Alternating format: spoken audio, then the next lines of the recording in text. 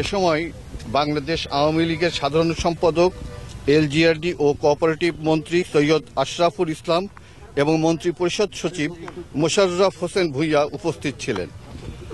আপনারা জানেন, 10ম জাতীয় সংসদ নির্বাচনে বিজয়ী সংসদ সদস্যগণ আজ শপথ নিয়েছেন।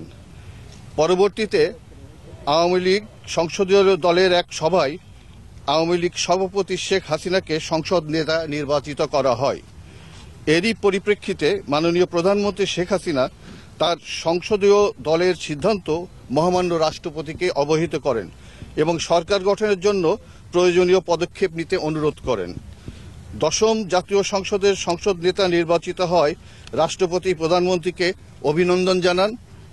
মহামান্য রাষ্ট্রপতি প্রধানমন্ত্রীকে সরকার গঠনের আহ্বান জানান। সরকার গঠন কবে হচ্ছে?